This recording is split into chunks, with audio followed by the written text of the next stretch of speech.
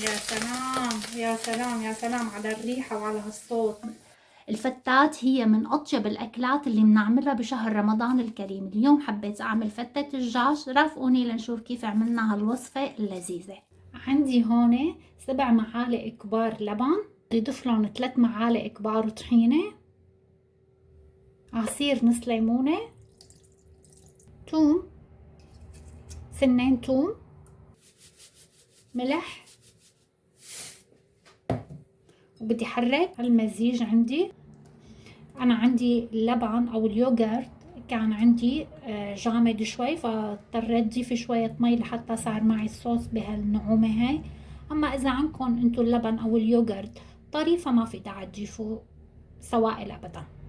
عندي هون كاسة رز غسلتها ونقعتها لمدة نص ساعة بالمي الفاترة.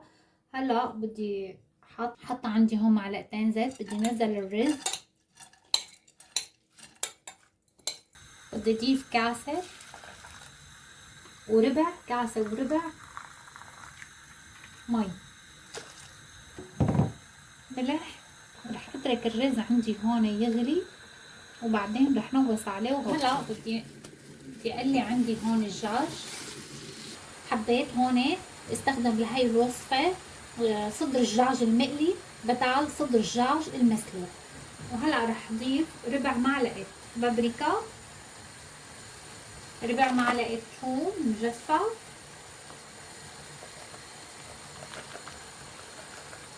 ونص معلقة بهارات الدجاج.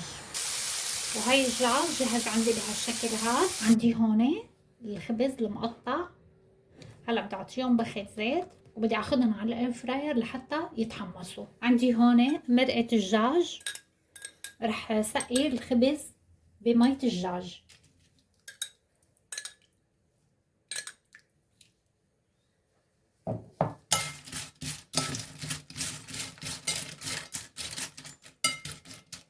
بدي اضيف فوقهم الرز،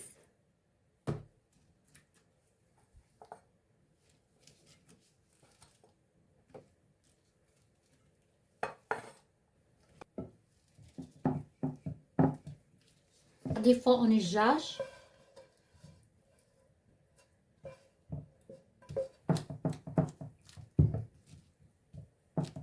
وهلا عندي الصوص اللي حضرناه.